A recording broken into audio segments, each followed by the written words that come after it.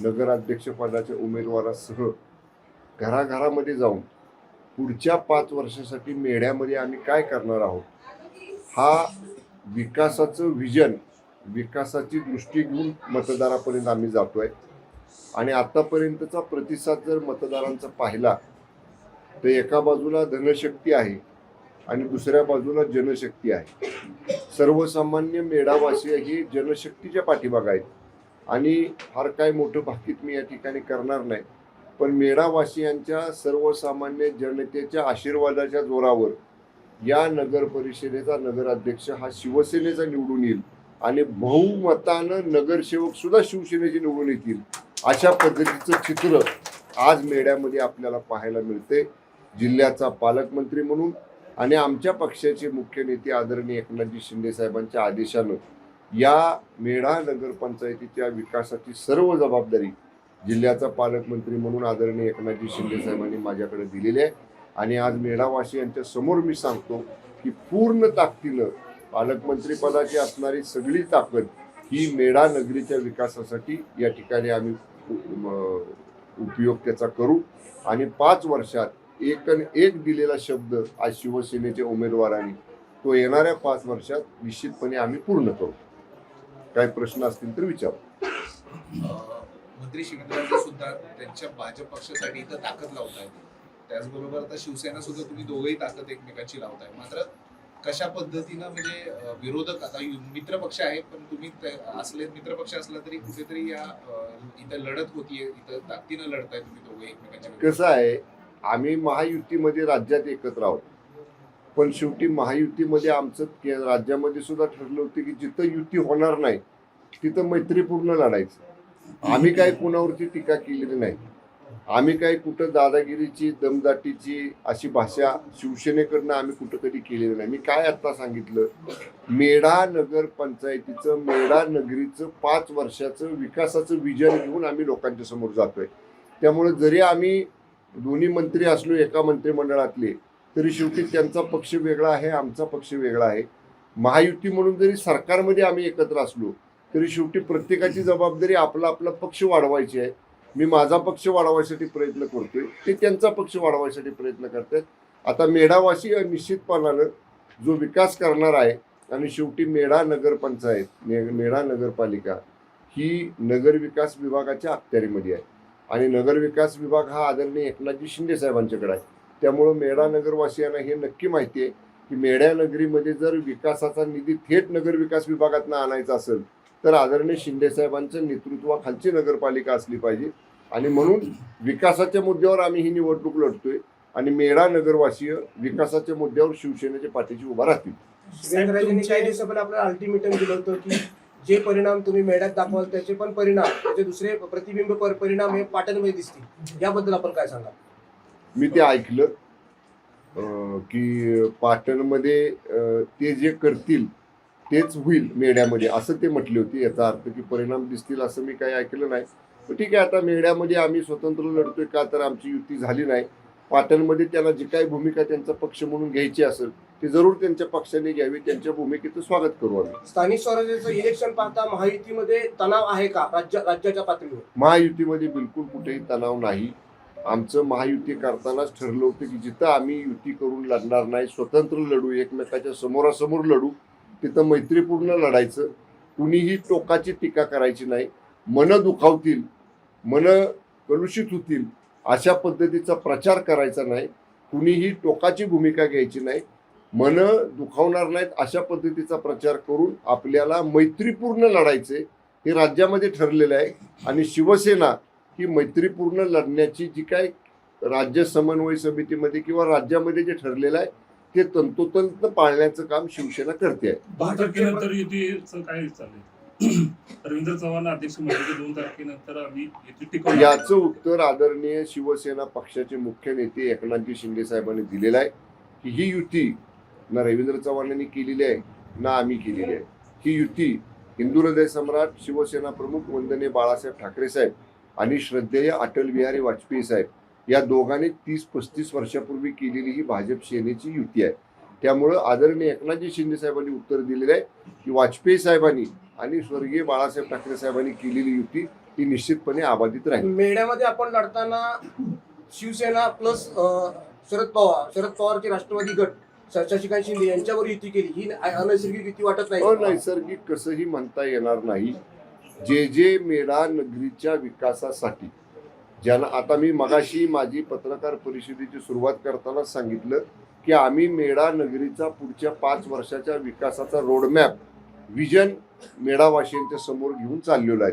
ज्यांना हे पटतंय की मेढा नगरीचा विकास हा आदरणीय एकनाथजी शिंदे साहेबांच्या नेतृत्वाखालीच होणार आहे, त्या सगळ्यांना बरोबर घेण्याचा आम्ही प्रयत्न केलेला आहे. याच्यामध्ये कुठेही राजकीय गट तर असण्याचं कारण नाही. साहेब, निवडणूक अंतिम टप्प्यात आली आता मेढा नगरपंचायतीची.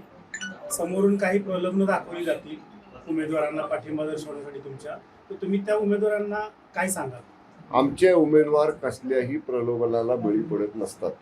ज्यानं एकदा हा भगवा हातात घेतलेला आहे, ज्यांनी एकदा हा वंदनीय हिंदू हृदय सम्राट शिवसेना प्रमुख स्वर्गीय बाळासाहेब ठाकरे साहेबांचा धनुष्यबाण हातात घेतलेला आहे, कसल्याही प्रलोभनाला आमचा शिवसैनिक कधीच बळी पडणार नाही. आपण यापूर्वी पालकमंत्री होता आणि आताही पालकमंत्री झालेला आहात, पण जावळी तालुक्यात यापूर्वी लक्ष घातलं नव्हतं, पण पाटणमध्ये मंत्री शिवेंद्रसिंहराजे भोसलेंनी लक्ष घातल्यानंतरच आपण इकडं जावळीत जास्त लक्ष घातलं असा आपल्यावरती आरोप केला जातो. कोणाला काय आरोप करायचा तो जरूर करू द्या. मी जिल्ह्याचा पालकमंत्री आहे आणि जिल्ह्याचा पालकमंत्री म्हणून संपूर्ण जिल्ह्यामध्ये पक्ष वाढवणं, सरकारचा प्रतिनिधी म्हणून सरकारच्या योजना पोचवणं ही पालकमंत्र्याची जबाबदारी आहे. आणि पालकमंत्री जबाबदारीच्या भावनेतूनच मी सातारा जिल्ह्यातल्या 11च्या 11 तालुक्यामध्ये लक्ष घालत असतो. 11च्या 11 तालुक्यामध्ये मी सक्रिय आहे. ओके, चला आता मीटिंग. आम्हाला भेटून ते पलीकडे जातात आणि आमच्या पाठीत खंजीर खुपसतात. अशांना सुट्टी देणार नाही असा सज्जड दम शिवेंद्रराजेंनी व्यासपीठावर दिलेला आहे. याच्याकडे कसं बघतात? कुठं? इथं मीडियात. कोण त्यांना सोडून आमच्याकडे आलं का?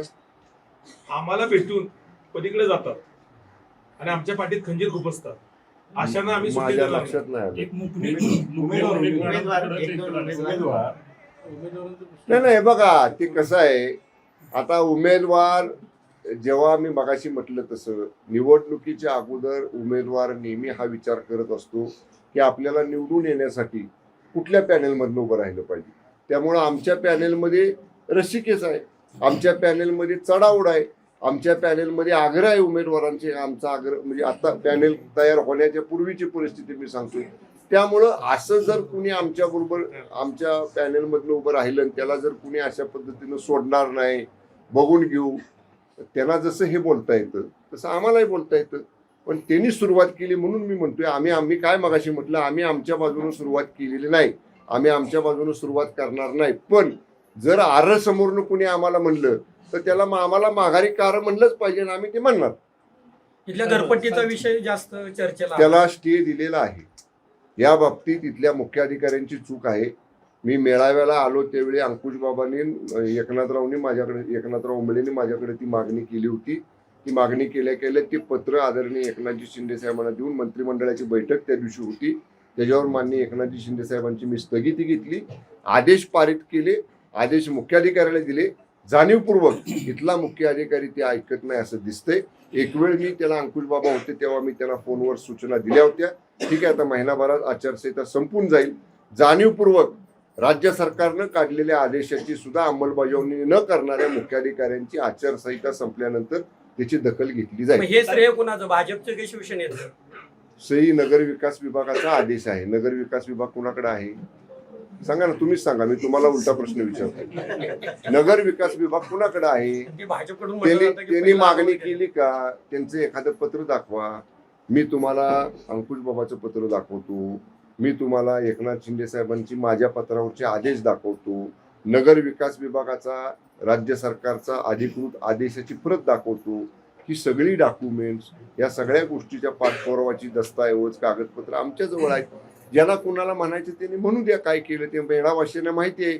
या विषयाची सुरुवात कधी झाली आणि तिसऱ्या का चौथ्या दिवशी त्याच्यावर स्थगिती कशी आली हे मेढावासियांना माहिती आहे. आपल्याला दिलेल्या नगर विकासाच्या पत्रामध्ये श्रीमंत छत्रपती शिवेंद्रराजे यांनी 22/2/2023 दिलेल्या पत्राचा उल्लेख आहे.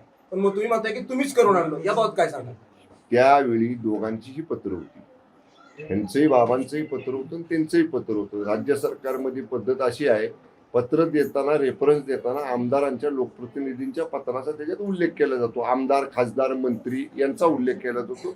त्या कारणास्तव असेल. पण मग समजा 22ला शिवेंद्रराजे भोसलेंनीच ती आणला, मग तो 25 पर्यंत का लागू होता? 25 पर्यंत तिने का थांबवला नाही तो? त्याला जर तसं म्हणायचं होतं, जेव्हा हा स्टे 2025ला मी इथली सभा करून गेल्यानंतर आला, त्यावेळी खऱ्या अर्थानं मुख्याधिकाऱ्यांनी त्याची अंमलबजावणी करायला पाहिजे होती. पण जाणीवपूर्वक, पालकमंत्री म्हणून मी जबाबदारीनं सांगतोय, जाणीवपूर्वक इथल्या मुख्याधिकाऱ्यांनी ती जबाबदारी टाळलेली आहे. मेळाव्याच्यांना आपण विशेष काय देणार? मी मागच्या मेळाव्यामध्ये देखील सांगितलं होतं, निवडणुकीच्या अगोदर आलो तेव्हा, की आमच्या नगराध्यक्ष निवडून आल्यानंतर या नगरपालिकेच्या सर्वसाधारण सभेमधनं जे प्रस्ताव नगर विकास विभागाकडे येतील, जिल्हा नियोजन समितीकडे येतील, नगर उत्थान योजनेसाठी येतील, त्या प्रत्येक योजनेला 5 वर्षाचा आराखडा तयार करून पहिल्या वर्षी काय, दुसऱ्या वर्षी काय, तिसऱ्या वर्षी काय, चौथ्या वर्षी काय आणि 5व्या वर्षी काय, असा 5 वर्षाचा रोडमॅप तयार करून जे प्रस्ताव मेढ्या नगरपालिकेकडनं, नगरपंचायतीकडनं, आमच्या नगराध्यक्षाकडनं येतील, त्याला निश्चितपणानं भरीव निधी उपलब्ध करून दिला जाईल. धन्यवाद. धन्यवाद. एक प्रश्न सर, भाजपच्या व्यासपीठावर एवढे प्रश्न विचारता आणि एवढे सगळे लागत नाहीत, त्यामुळे एवढा सगळे प्रश्न येऊ सर. नका. एवढे भाजपच्या पॉइंटेड घ्या, व्यासपीठावर आम्हाला मिटिंग घेऊ द्या. आता 2 दिवसापूर्वी भाजपची इथं सभा झाली, त्या भाजपच्या व्यासपीठावर भाजपच्या एका नेत्यांनी अंकुश बाबांवर असे म्हणजे एकदम संस्कृती सोडून टीका केलेली, तर त्याच्याबद्दल तुम्ही काय उत्तर द्याल? कसं आहे, ज्यांची निवडणुकीमध्ये पायाखालची वाळू सरकती, ज्यांना समोर पराभव दिसू लागतो, तेव्हा ते समोरच्या पॅनेलमधल्या प्रमुख नेत्यांच्या बद्दल अशी तथ्यहीन, दर्जाहीन, खालच्या पातळीवरची टीका करत असतात. असल्या टीकेला लोक मतदान करूनच उत्तर देतील. चला. भाजपच्या मान सन्मानाबाबत शिवसैनिक नाराज आहे. भाजपनं मान सन्मान राखलेला नाही शिवसैनिकांचा. तर याबाबत काही मतदानाच्या बाबतचा एक निर्णय तुम्ही जो बोलला होता त्याबाबत मुख्यमंत्र्यांची कुठं मान सन्मान राखला नाही? नाही, आपल्या सातारा नगरपालिकेचा विषय चाललेला आहे की याच्या बाबतीतला निर्णय झालेला नाही. आम्ही आणि संपर्क प्रमुख शरद कणसे साहेब अशी 2 ठिकाणी परिस्थिती निर्माण झालेली आहे की जिथं शिवसेनेचा नगराध्यक्ष पदाचा उमेदवार नाही, एक सातारा आणि दुसरा वाई, दोन्ही बाबतीत नगराध्यक्ष पदाच्या उमेदवाराला कुणाला मतदान करायचं याचा निर्णय संपर्क प्रमुख, मी आणि आमचे संबंधित जिल्हा प्रमुख बसून आम्ही मतदानाच्या 1 किंवा 2 दिवस अगोदर घेऊ. ओके.